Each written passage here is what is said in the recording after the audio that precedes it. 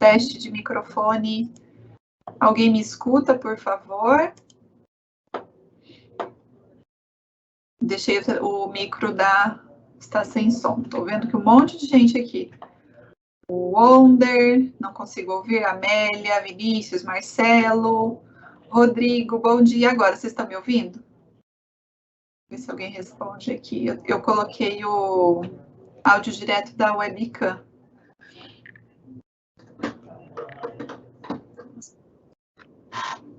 Troquei. Agora sim. Tá ruim, gente? Tá muito baixo? Porque eu deixei o áudio da câmera da webcam. Se alguém puder só falar para mim se tá muito baixo, se dá para ouvir bem. Se tiver algum problema com o áudio, se vocês estiverem achando muito ruim, eu tento mexer de novo aqui, que eu troquei o USB de lugar, para ver se volta no microfone. Todo mundo está ouvindo. Som perfeito, Antônio. Então tá bom. Então, eu vou continuar. Foi bom que todo mundo já falou um oi aqui no chat também, né? Já tinha algumas pessoas que fazia tempo que eu não via aqui, ó, o Kelvin falando que tá escutando, o Antônio, Claudemir, Marcos, Wonder, Wonder ou Wonder, fala com V ou com U mesmo, seu nome, depois se você estiver falando errado, me desculpa. Marcos, Rodrigo, Amélia, Claudemir, todo mundo aqui falando um bom dia, e eu desejo para vocês também um excelente dia, uma excelente aula para nós, né? Então, vamos lá. Vamos continuar aqui. Então, eu vou colocar para vocês, nessa nossa aula número 9, tá passando muito rápido, né, gente? Não sei se vocês estão notando assim, mas eu tô achando que tá voando o tempo. Vou colocar aqui, ó, o local que a gente tem para fazer para vocês pegarem o material, né? Tem algumas pessoas que às vezes não estão conseguindo pegar o material da aula. Então, ó, tá aqui o SharePoint, tá? Se vocês quiserem depois a pegar, tá aqui nos publicados, no nosso chat, tá? E com o Wonder, então tá bom, obrigada.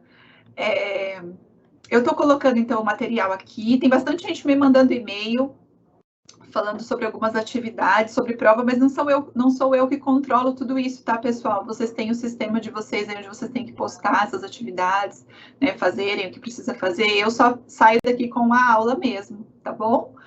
Então, daí seria bom se vocês tivessem alguma outra dúvida, conversar ou com tutoria, ou com coordenação, alguém que possa ajudar melhor vocês aí em relação ao que vocês precisam fazer semanalmente, né? Não sei como que é o cronograma certinho de vocês, tá bom? Então, vamos lá. Deixa eu voltar para a nossa tela aqui. Nós vamos trabalhar nessa aula, então, que é a nossa aula número 9, a gestão de todos esses resíduos aqui, tá? Tá acabando, né, no nosso período de aula já, a gente tem 12 aulas, já estamos na 9ª, então nós temos mais 3 aulas pela frente aí. Hoje a gente encerra a unidade 3 do nosso livro, que está falando sobre gestão de resíduos, e a partir da semana que vem a gente começa a falar sobre efluentes, gestão de efluentes, tá bom? Então, vamos lá. Então, a gente vai falar sobre resíduos sólidos urbanos e de construção civil nesse primeiro momento da aula, e depois a gente fala sobre os industriais e hospitalares. Então, quando a gente fala de resíduo sólido urbano, a gente já viu esse conceito. A gente está colocando tanto os resíduos que são domiciliares, como aqueles que são de limpeza urbana, né, os cuidados da limpeza da cidade, e eventualmente a gente pode considerar os prestadores de serviço e os estabelecimentos comerciais, desde que eles não tenham resíduos perigosos no meio, né? Que sejam resíduos não perigosos. Aí, isso pode ser coletado pelo serviço municipal, que vai fazer o recolhimento desses resíduos, e aí a gente vai ter isso sendo mandado para o aterro sanitário ou para reciclagem, né? Dependendo dos municípios, se eles já tiverem essa divisão aí acontecendo, pode ser que então tenha a via da reciclagem e também o local aí para fazer, para enviar para os catadores de resíduos ou, né, em cooperativas, para fazer a separação desses resíduos. Então, dentro do RSU, a lei, né, o novo marco do saneamento, que é a lei 14.026 do ano passado, de 2020, ela fala que os municípios precisam se adequar à cobrança da taxa de lixo ou taxa de recolhimento de resíduos, tá? Porque essa coleta, ela precisa acontecer de maneira integral e de maneira responsável. E muitos municípios alegam que não tem orçamento suficiente para fazer a gestão dos resíduos. Outros municípios alegam que não tem profissionais qualificados o suficiente para trabalhar tanto no âmbito dos aterros sanitários como da reciclagem. Então, para que essa adequação aconteça, para que o município consiga trabalhar isso de forma integral, né? A lei traz, então, né, para nós, que a cobrança dessa tarifa deve ser feita pelos municípios. Geralmente, essa cobrança é feita junto ao IPTU e com essa renda, daí, o município conseguiria cobrir, né, esses serviços. Existe uma representatividade social grande em relação à coleta seletiva, por ela empregar, né, os catadores de resíduos, então seria uma parcela da população que já ficaria empregada ali também, fazendo essa separação que é tão importante para a gente, né, no manejo desses resíduos. E se a gente for pensar no Brasil, hoje, menos da metade dos municípios brasileiros fazem a cobrança da taxa de lixo, tá? Só 47%, quase metade, né, trabalham com essa cobrança. O restante ainda não instituiu. Isso é muito negativo, porque aí fica essa de não respeito à legislação, você ainda vê lixões por aí, né, formas de descarte incorreto dos resíduos, e isso, para desestimular esse tipo de atitude, é necessário, então, que seja feita essa cobrança junto à população. A resolução CONAMA 275, a gente vai ver hoje que a gente vai ter o apoio de várias resoluções CONAMA, que vão trazer um aporte de informações técnicas para que a gente consiga melhorar o gerenciamento de resíduos. Então, nessa resolução aqui, existe um código de cores que é utilizado para a gente identificar os materiais que estão sendo coletados, a forma como eles vão ser transportados e como eles vão ser depois separados, qual vai ser o destino de tudo isso, tá? Então, esse código de cores é isso aqui. A gente já conhece várias cores, é uma convenção coletiva, vamos imaginar assim, para que todo mundo utilize as mesmas cores, né? Então, a gente já conhece, geralmente, esses aqui, né, até o metal aqui, geralmente a gente conhece e muitas vezes a gente tem o marrom e às vezes o cinza, né? Então, são alguns que a gente já vê aqui no nosso dia a dia. Em alguns locais, pode ser que a gente tenha o preto, que é o de madeira, principalmente em indústrias que trabalham com esses tipos de materiais, que vão fazer a separação, a triagem também por tipo de resíduo que está sendo gerado. Os resíduos laranjas são perigosos ou contaminados, os brancos são os de serviço de saúde e os roxos são de materiais radioativos. Então, fica fácil dentro de um hospital, por exemplo, dentro de uma grande indústria, se você tiver os separadores aqui, fica mais fácil de fazer essa triagem depois ao final, né? Então, existe aí esse código de cores para a gente entender, e isso é apoiado, então, na resolução CONAMA 275, ok? Um outro ponto sobre coleta seletiva, para a gente fechar bem esse assunto, aqui eu trouxe o percentual de municípios que possuem coleta seletiva, isso está dividido por grande região. Se a gente for pensar no país inteiro, eu tenho aqui, ó, quase 70% do país trabalhando com coleta seletiva, tá? Na região sul, o destaque é maior, nós temos quase 90% de cobertura desse serviço. Então, apesar de nós termos ainda alguns municípios que não trabalham, existe uma ampla cobertura, já foi feito um amplo trabalho para que esse resíduo seja coletado e separado, né, reutilizado ou reciclado, dependendo, né, de como ele estiver. Depois, região sudeste, e onde a gente tem o maior déficit aqui é na região centro-oeste, né, precisa melhorar ainda esses aspectos. Isso aqui são dados de 2016 e trazem para a gente informações de onde a gente precisa ter investimentos maiores acontecendo, né, os nossos profissionais precisam se atentar a essa área, os gestores municipais que vão trabalhar com resíduo, então precisam estar mais atentos nessas regiões mais carentes desse serviço para aprimorar cada vez mais, certo? Em relação aos nossos municípios brasileiros que possuem a coleta seletiva, então pensando aqui em 2018, são outros dados que eu encontrei aqui para a gente discutir.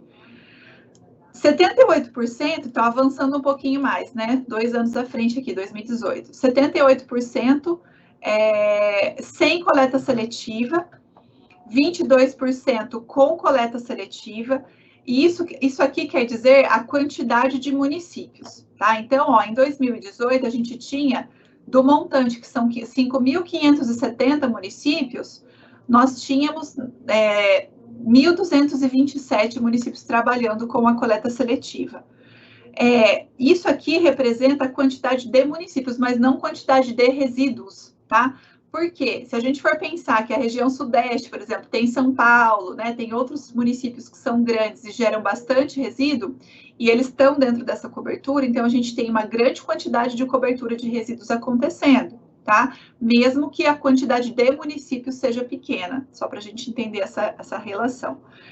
Em relação à população atendida, em milhões de pessoas, nesse mesmo ano de 2018, 83% da população ainda não estava sendo atendida e 17% da população estava.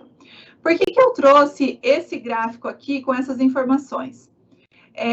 Mostrando que há uma evolução aqui ao longo do tempo, ó, da quantidade de municípios. Então, tem um crescimento aqui acontecendo da quantidade de municípios que está realizando a coleta seletiva e também de população atendida. Por que é interessante a gente observar esses pontos? A gente nota que os trabalhos de educação ambiental e de conscientização que têm sido feitos estão funcionando, se a gente está vendo essa linha ascendente, apesar de ser tímida ainda, né? A gente vê aqui, a gente precisa fazer um trabalho grande ainda pelo nosso país. Mas está acontecendo, então é interessante que a gente observe esse ponto aqui também, tá bom? Falando alguma coisa aqui no nosso chat sobre isso. O João Cláudio falou, professora, eu não estou ouvindo a sua voz. João, você continua não me ouvindo ou agora você está me ouvindo? Alguém mais está com problema no áudio ou está tudo bem agora? Deixa eu só observar aqui se alguém me dá um retorno. Vou aguardar a sua resposta, tá, João? Dá um ok para mim aqui, por favor, se você está me escutando ou não. Por gentileza. Agora eu vou começar a falar com vocês sobre resíduo de construção civil. Então, fechando o assunto ali da coleta seletiva e da importância, a gente entra nos resíduos de construção civil, que foi, inclusive, uma dúvida que, se não me engano, foi do Rodrigo na aula passada. É isso? Rodrigo, você está aí? Eu vi que você deu um oi aqui no começo da aula, ou foi algum outro aluno? Se alguém puder me posicionar, quem foi que perguntou sobre resíduo de construção civil? Eu lembro que foi nessa turma. E eu falei que eu ia trabalhar na próxima aula. Então, vamos lá, falando aqui sobre... O Wonder está falando assim, ó, quanto à atividade discursiva, depois você pode nos orientar melhor sobre a data de envio. Então, Wonder, eu não tenho essa data, não sei qual é essa atividade, porque essa atividade é feita por um outro departamento e colocada para vocês, sabe? Então, a minha função aqui é a questão da aula mesmo, eu não tenho acesso a essa atividade para falar para vocês a data de postagem, né, exatamente do que se trata. Por isso que eu pedi até para cada aluno entrar em contato ou com a sua coordenação ou com alguém que possa ajudá-los e orientá-los melhor aí sobre isso, tá bom?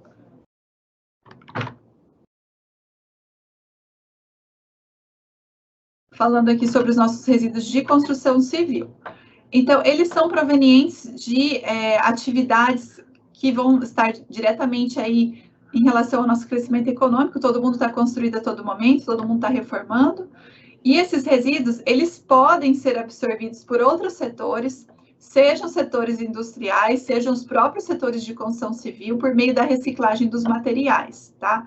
Então, quando a gente fala hoje em dia em projetar uma obra, a gente não fala somente na construção em si. A pessoa que vai fazer esse projeto, ela tem que pensar também, além da compra dos materiais, do projeto em si, das alterações que vão acontecer ali no local, ela precisa pensar no que vai fazer com os resíduos também. Então, a gestão de resíduos entra nessa situação, tá?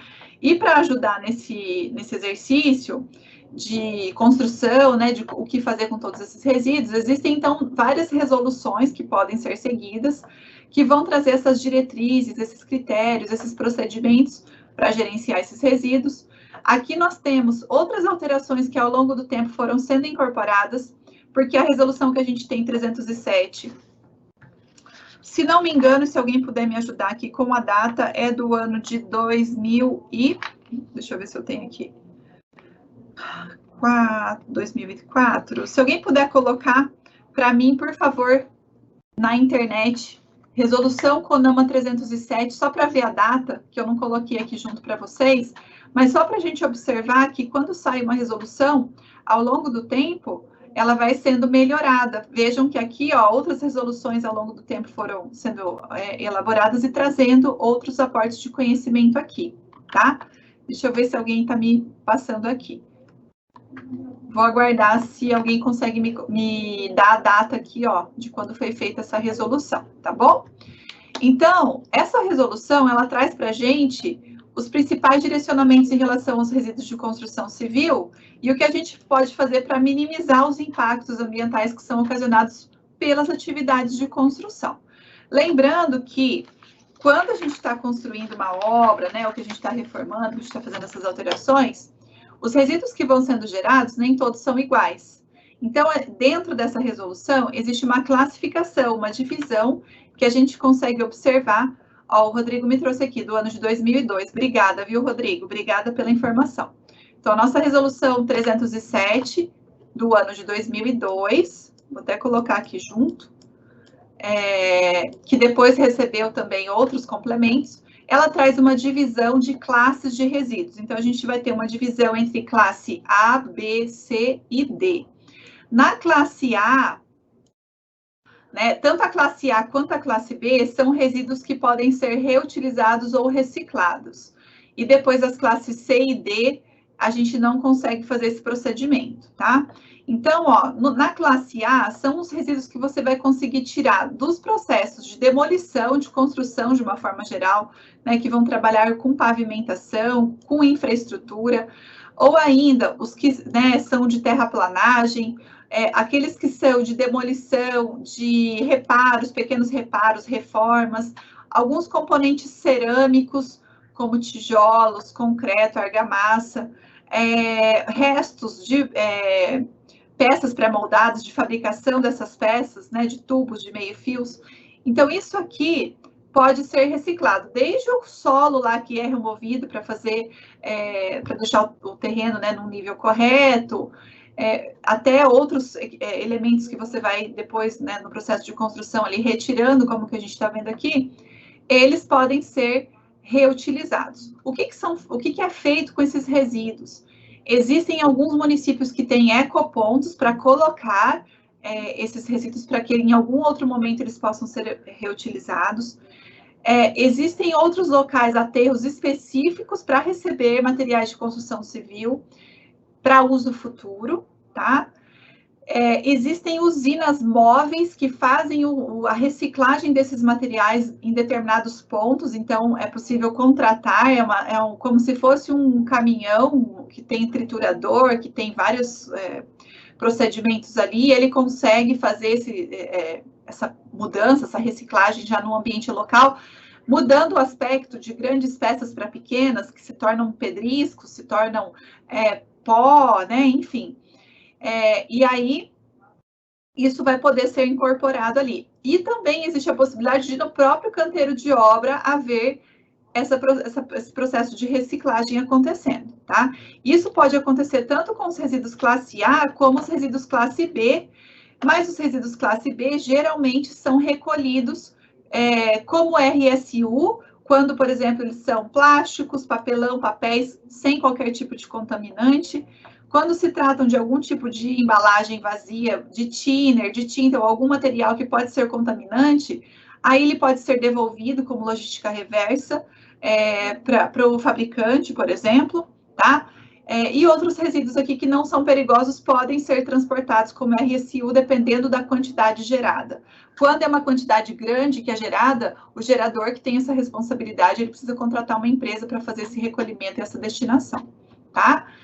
E aí, quando a gente tem os nossos resíduos classe C aparecendo em classe D, já são outros, né? Por exemplo, os de classe C são resíduos para os quais a gente ainda não tem tecnologia suficiente para fazer alguma coisa e ele precisa ser colocado num determinado local e aguardar esse momento, caso apareça uma solução técnica, como é o caso da lã de vidro, né? A lã de vidro, que é usada para isolamento, existem algumas dificuldades em relação à reciclagem desse tipo de material.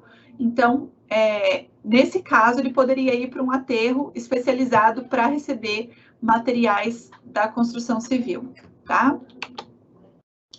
Os resíduos classe D são efetivamente os resíduos perigosos. São aqueles que estão contaminados, né, tintas, solventes, óleos, ou que resultam ali da demolição de uma clínica radiológica, por exemplo, você pode ter um equipamento ali que tem metal pesado ou algum outro tipo de elemento radioativo, materiais que contenham amianto ou outros que sejam nocivos à saúde.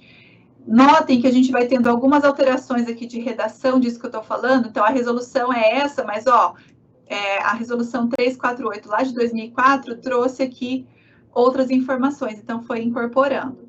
Alguém lembra, alguém já ouviu falar sobre o caso lá de Goiânia, do Césio 137? Talvez quem tenha um pouco mais de idade na turma vai lembrar disso aí, que foi quando uma obra lá, acho que uma clínica, né, que tinha sido desativada, um hospital, não me lembro bem, foi desativada e ficaram lá alguns equipamentos de tratamento de câncer, se não me engano. E aí algumas pessoas foram né, pegar resíduo, alguma coisa ali daquele local, e acabaram pegando esse material, né, desmontando um equipamento, e dentro desse equipamento tinha um material de cor verde-limão, né, meio fluorescente, assim, que era, né, o Césio 137, que é um material bem contaminante, bem perigoso. E aí,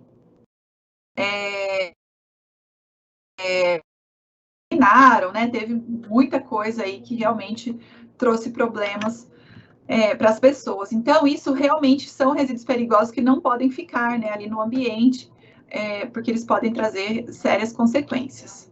Aqui, ó, uma imagem só para a gente ver a quantidade de resíduo que é gerado. Então, quando a gente pensa na quantidade, a gente vai até falar sobre isso agora, é muito grande o que é gerado. Supera, se a gente for dividir pela população, a quantidade de RSU, por exemplo, né, de resíduo sólido urbano, por conta do volume, né? É muita coisa, é muito volumoso o resíduo de construção. Dentro da nossa CONAMA 307, a gente tem alguns pontos lá que são os nossos termos e definições que são bem importantes. Um desses termos é o que trabalha com gerenciamento de resíduo. Então, quando você fala esse termo gerenciamento de resíduo, ele vai estar ligado diretamente com um sistema de gestão, que a empresa pode já ter elaborado ou que você vai elaborar, né, que alguém esteja elaborando. E esse sistema de gestão, ele sempre vai ser trabalhado para que ele melhore todas as práticas daquela empresa em relação ao ambiente. No caso aqui, vai ser voltado para a gestão de resíduos, mas pode ser outros aspectos. Né, a questão de auditorias para verificar o desempenho ambiental dessa empresa, a utilização de energia elétrica, né, redução, melhoria no consumo de água e outros aspectos podem ser colocados aqui, tá? Outros termos que vão aparecer na mesma resolução é o de reutilização. Então, o que é reutilização? É quando você reaplica um resíduo sem transformação. Você vai reutilizá-lo na forma que ele está. Quando eu falo reciclagem, já é diferente. Então, é um reaproveitamento que vai acontecer daquele resíduo, mas ele vai ser submetido a uma transformação. Então, pode ser que você nem perceba o resíduo inicial depois que ele passou por uma transformação e ele vai ser usado como reciclável lá num determinado processo.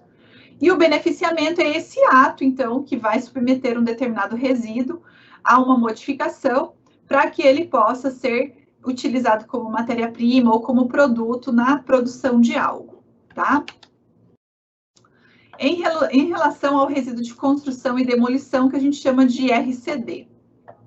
Então, no Brasil, a gente tem aí em torno de 0,3 a 0,7 tonelada de entulho por habitante sendo gerado por ano. Ah, professora, mas eu não reformei esse ano, minha mãe não reformou, eu não gerei esse resíduo, mas um cálculo que é feito da quantidade total gerada de resíduo dividido pela população. Então, é como se a gente tivesse gerado por pessoa em torno aí de meia tonelada, vamos colocar uma média aqui, de resíduo anual. Então, só para você ter ideia da quantidade de resíduo que é gerado, é muito, né? E representa, então, o dobro, né, de resíduos domiciliares e 2/3 dos resíduos dos municípios brasileiros. Então, é um resíduo realmente muito volumoso. E ele pode impactar diretamente na qualidade ambiental e na população se a gente não tiver uma solução técnica adequada. O que mais sai de resíduo da construção civil é a argamassa, então aqui em torno de 64%, seguido por cerâmicas, né, materiais cerâmicos, concreto e uma pequena parcela de outros elementos, tá? Então, só para você ter ideia aqui de quais são esses resíduos. E ainda um cálculo feito pela Abrecon trouxe, né, que o país gera em torno de 84 milhões de metros cúbicos de RCD por ano, dos quais 17 milhões, ou apenas 20%, são reciclados, o restante não. Esse número é bem preocupante, porque aí a gente fica pensando, né, será que está indo para um local adequado? Né, o que está sendo feito? A gente vê em muitos municípios, não sei se no município de vocês aí tem, mas no meu município eu vejo muito, em alguns fundos de vale ou em alguns locais, muitos resíduos de construção sendo jogados, né? Eu vejo muito tijolo, restos de argamassa, né? Restantes de obra, assim, a gente vê bastante. O que é uma pena, né? Apesar da gente ter alguns ecopontos, pontos para distribuição, mas as pessoas ainda insistem em jogar onde não deve. Então, isso deve estar acontecendo por muitos municípios por aí, né? O Antônio Augusto está reforçando aqui, então, sobre o fato lá de Goiânia, né, que é uma clínica de tratamento de câncer que foi desativado e alguns catadores encontraram e desmontaram uma máquina sem saber o que tinha dentro e realmente acabaram entrando em contato ali com o césio, né, que é super contaminante para a gente. Vamos dar uma olhada numa resolução problema aqui. Vamos imaginar que você seja funcionário do IBAMA e que você vai fazer uma palestra sobre resíduos da construção civil. E aí você vai abordar alguns assuntos aqui em relação à responsabilidade legal, né, e como funciona essa questão dessa reciclagem. Então, diante dessa situação, né, qual que é a classificação que nós temos de resíduos de construção civil? Então, nós temos a classe A, B, C e D, mediante a nossa resolução CONAMA 307. Então, classe A e B são resíduos que podem ser reutilizáveis, de certa forma, reciclados, e as classes C e D não, né, que podem ser tanto materiais que a gente não tem uma solução técnica ainda adequada, como e aí precisam de uma solução técnica correta, seja a incineração, seja a logística reversa, devolvendo para quem produziu, para que ele dê essa destinação correta, ou a disposição final ambientalmente correta. Então, qual é essa disposição final correta, né, para esses produtos aí em relação a esses resíduos? Então, nós temos os classe A e B, que podem ser reutilizados, que dentro do próprio canteiro de obras podem ser reincorporados, ou vão para um aterro à espera de um uso futuro. Então, existe essa possibilidade de reutilização. E os outros, né, classe C e D, vão ter que ser tratados como resíduos perigosos, e esses têm a destinação ou de incineração ou a devolução pela logística reversa, tá? É claro que a gente tem alguns municípios que ainda aterram esse tipo de resíduo, mesmo sendo perigoso, que não é correto, e por isso que a gente tem tanto problema ambiental aí, tá? Mas a gente tem que coibir esse tipo de situação, porque ela não traz benefício nenhum para ninguém, né? Então, após a reciclagem, quais são as possíveis utilidades para RCC? Você pode usar desde para fazer canalização de córregos, né, reaproveitar, pavimentação de estrada, fabricação de alguns outros artefatos em cimento, né? Você pode reinserir ali na obra mesmo. Tem gente que usa muita madeira de demolição para fazer móveis, né, fazer revestimentos. E quais são as responsabilidades dos geradores de RCC? Então, eles precisam fazer o gerenciamento, porque são tratados como resíduos perigosos, existe essa parcela, né? Então, eles vão ter que ter um plano de gerenciamento, vão ter que tratar desde a separação, né, até o envio para onde possa fazer esse tratamento e essa destinação aí correta, tá bom? Deixa eu ver se alguém mandou mais alguma questão. Alguém tem alguma dúvida até o momento ou quer colocar alguma questão? Se quiser, pode colocar. Deixa eu só tomar uma água aqui no meu copo da Patrulha Canina. O que vocês acham, pessoal? Tem dia que eu trago da Patrulha Canina, tem dia que eu trago da Mônica, que eu pego do meu filho emprestado e trago para tomar água. O pessoal dá risada. A gente vai emprestando, né? E se alguém tiver, então, algum questionamento e quiser colocar aqui, pode colocar. mas eu vou prosseguindo aqui com os assuntos que a gente tem para tratar e vou voltando no chat e a gente vai batendo esse papo, tá bom? Então, nós vamos seguir aqui agora falando sobre os resíduos industriais e os de serviço de saúde. Então, o RSI, vocês se lembram que quando a gente falou lá sobre a Lei 12.305, que é a nossa Política Nacional de Resíduos Sólidos, ela trazia uma classificação dividindo tanto em relação à origem dos nossos resíduos, né, ou seja, de onde eles estão vindo, se é de construção, se é da indústria, se é de atividades agro-silvopastoris, se é do saneamento, então tinha uma divisão, e tinha também uma classificação entre perigosos e não perigosos. Aqui a gente vai relembrar um pouco essas classificações, inclusive da NBR 10.004, que divide os nossos resíduos entre perigosos, que são os classe 1, e os não perigosos, que são os classe 2, tá? Então, quando eu tenho os resíduos de indústria sendo classificados como classe 1, né, resíduos perigosos, eles vão precisar de soluções técnicas, porque eles não vão poder ser mandados para o aterro.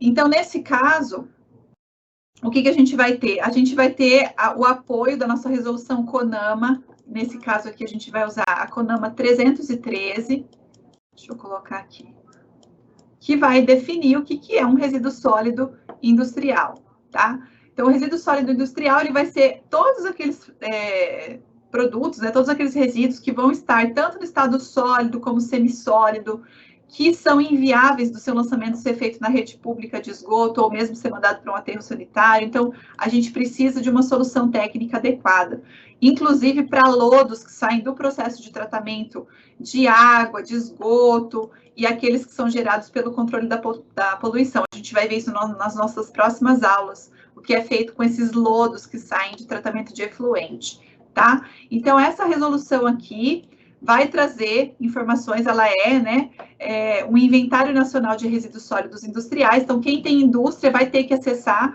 essa resolução e vai ter que preencher esse inventário aqui, porque a gente precisa prestar contas para o Estado do que a gente está gerando de resíduos, tá? Todas as indústrias precisam fazer isso. Então, elas vão apresentar desde informação sobre geração, a característica, onde que ela armazena, o que ela faz com esse resíduo, tudo certinho, que consta nos nossos anexos, ó, 1, 2 e 3, dessa resolução aqui, tá? Essa resolução está disponível na internet para quem quiser consultar, pode entrar. Então, no anexo 1 é o inventário. Esse inventário, ele vai trazer informações e instruções gerais. O que é um inventário, gente? Nele, você vai ter todas as informações de cadastro dessa empresa, então vai ser colocado o que essa empresa faz, quais são os resíduos que ela gera, um cadastro bem grande que vai ser preenchido. E depois, nos nossos próximos anexos aqui, deixa eu ver se vocês estão rindo aqui no chat, falando, né, meu filho só vai beber água depois da aula. Não, gente, ele tem mais copo em casa, viu? Ele tem do Capitão América, que uma hora eu vou trazer também, e da turma da Mônica. Hoje eu trouxe só o da patrulha, então ficou para ele lá, tá? Então eu vou aproveitar e tomar mais. Porque daqui a pouco eu tenho mais aula e tem que continuar falando. Então, no anexo 2, você vai ter algumas tabelas que vão mostrar quais são os tipos de resíduo, para você conseguir observar a numeração que ele tem lá nessa tabela. E, no anexo 3, a gente tem esses códigos. E no anexo 2, a gente vai ter uma tabela para preenchimento do tipo de resíduo. Eu vou mostrar para vocês aqui o que é certinho isso, para vocês entenderem. Então, aqui, ó, no anexo 1, a gente vai ter o preenchimento do inventário. Então, você vai colocar lá, depois que preencheu todos os dados da empresa, você vai entrar com o código do resíduo e a descrição desse resíduo, tá? Então, o código é esse, que vai ser colocado aqui, e a descrição. Embalagens plásticas, né, retiradas de refeitório, por exemplo. E aí, qual que é a forma de armazenamento, o tipo desse armazenamento, se é feito isso dentro da indústria ou não, né? Qual é a posição geográfica que guarda esse tipo de resíduo, a quantidade que é gerada por ano, o estado físico em que ele se encontra. Então, tudo isso aqui vai sendo preenchido. Depois, ó, o segundo resíduo, né? O terceiro, e assim por diante. A classificação dos resíduos, os códigos, ó, vocês vão encontrar aqui no anexo 2 dessa resolução CONAMA. Então, lá vai estar assim, por exemplo, ó, o código A001 resíduos de restaurante, restos de alimento. Então, nessa lista aqui, eu estou vendo que eu estou falando de resíduos não perigosos, tá? Que nem, ó, o A006, resíduos de papel e papelão. O A008, resíduos de borracha. O A308, ó, de espumas e assim por diante. Então, a gente vai ter vários aqui elementos não perigosos. Mas eu também tenho a lista dos resíduos que são perigosos, tá? Que estão aqui de acordo, ó, com a NBR 10.004 e que tem toda uma questão de periculosidade. Então, neste caso, outros códigos aqui serão colocados, ó, de acordo com o tipo de resíduo. Então, quando eu usar o código D001, eu estou falando de um resíduo perigoso porque ele pode ser inflamável, né? Ou D003, ó, perigoso porque pode ser reativo. O 04, patogênico, e assim por diante. Ó, o K193, aparas de couro que foram curtidas no cromo, lá no curtume. Né, ó, o K195, lodo de estação de tratamento de efluente lá do curtume, que também tem cromo na sua composição. Então, tudo isso aqui vocês encontram nessa resolução. Eu trouxe só alguns exemplos para saber, né, como é que preenche tudo isso e para entender do que se trata, tá? Então, essas informações, elas são bem fundamentais para a gente conhecer o que essas indústrias estão gerando, qual é a quantidade de resíduos, e precisa prestar para o Estado essas contas em relação à quantidade desses resíduos, quem está cuidando, porque daí a indústria vai contratar alguém para fazer esse procedimento de retirada, né, de disposição final ou de destinação final desses resíduos, tá? Falando sobre os nossos resíduos de serviço de saúde, então nós temos aí em torno de 1 a 3% desses resíduos em quantidade sendo gerado no nosso país, então não é uma quantidade muito grande, se a gente for pensar em relação ao RCC, que a gente viu agora mesmo, só que o potencial de risco que esses resíduos aqui representam é muito grande. Então, por isso, eles precisam de um cuidado muito especial, uma cautela muito grande no manuseio e no que vai ser feito com esse tipo de resíduo, tá? Então, o resíduo de serviço de saúde, ele vai enquadrar desde restos humanos e de animais que você pode encontrar em necrotérios, em laboratórios, ou equipamentos que foram usados nas pessoas, né? Clínicas de funerária, local que faz embalsamento, serviços de medicina legal, drogarias e farmácias, centros de pesquisa na área de saúde, centro de controle de zoonoses, distribuidores farmacêuticos, locais que trabalham com diagnóstico in vitro, unidades móveis de atendimento à saúde, serviços que trabalham com tatuagem e outros. Então, teve contato com pessoas, né? Tem resíduo sendo gerado disso em relação à saúde, né? Algum tipo de tratamento, alguma coisa, vai entrar nesse tipo de resíduo, tá? E aí a gente tem o apoio da nossa RDC 306 da Anvisa, que vai trazer informações sobre o plano de gerenciamento de resíduos de serviço de saúde, que é o que a gente chama de PGRSS, que precisa obedecer a critérios técnicos, legislação ambiental e normas sobre o que vai ser feito com esse tipo de resíduo aqui, tá? E aí nós temos o apoio da resolução CONAMA 358 do ano de 2005, que vai dividir esses resíduos em classes. Então, nós vamos ter a classe A, B, C, D e E. Na classe A, no grupo A, a gente vai ter aqui aqueles que têm presença de agentes biológicos, né? Podem conter aqui risco de infecção, então esse resíduo vai ter que ser separado, diferente do que eu encontro no grupo B, que é quando eu tenho substâncias químicas que podem ser inflamáveis, corrosivas ou reativas, já é um outro tipo de resíduo que é gerado nos serviços de saúde, assim como eu vou ter, por exemplo, o grupo C, que são materiais que vão sair aqui, ó, de locais onde você vai ter a questão da radiação acontecendo, então, né, esses locais de tratamento de câncer e outros, que você não pode colocar muitos desses resíduos que têm essa radioatividade, né, diretamente no aterro, né, então precisa ter um cuidado também, então tem até uma norma própria para isso. Os resíduos do grupo D são aqueles que não têm o risco biológico não têm risco químico ou radiológico, então eles podem ser equiparados a resíduos domiciliares, como, por exemplo, da cantina, do hospital, né, do local assim que vai sair dali só copinho de água, embalagem de refeição, né? Então, tem essa classificação também. E no grupo E, são os materiais que são perfuro-cortantes. Então, você vai ter lá lâminas, brocas, vidros, né? Coisa que foi utilizada lá para coleta de sangue e outros, né? Então, agulhas, ó, tudo isso aqui vai como ser o nosso grupo E. E aí eu quero falar para você sobre o que é feito com esse tipo de resíduo, né? Então, por exemplo, no estado de São Paulo, existe o quê? Um tratado junto com a população, com as clínicas, hospitais, né? Quem tem esse serviço de saúde sendo prestado, que o próprio município, então, recolhe, mas é feito o pagamento de uma taxa de acordo com a quantidade por quilo que é gerada de cada estabelecimento desse, e aí existe um local que é como se fosse uma usina de tratamento que é licenciada para receber esse tipo de resíduo. Dentro dessa usina existem autoclaves gigantes, que é como se fossem alguns fornos, mas não trabalha com a queima, trabalha só com o superaquecimento desses materiais.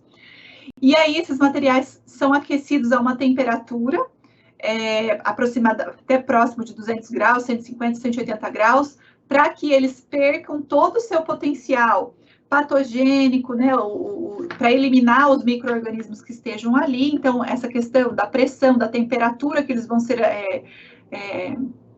colocados ali dentro da autoclave.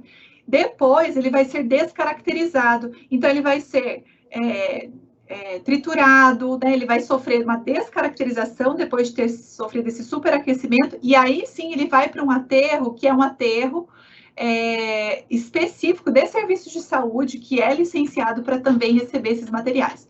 Então, existe essa possibilidade dessa quantidade de material final, que vai sair depois de todo esse tratamento que é feito, mas existe também a possibilidade da incineração, que geralmente é o mais voltado também para esses resíduos de serviço de saúde, que daí reduzem até 90% o volume desses resíduos e o potencial patogênico todo é perdido ali por conta da queima, tá?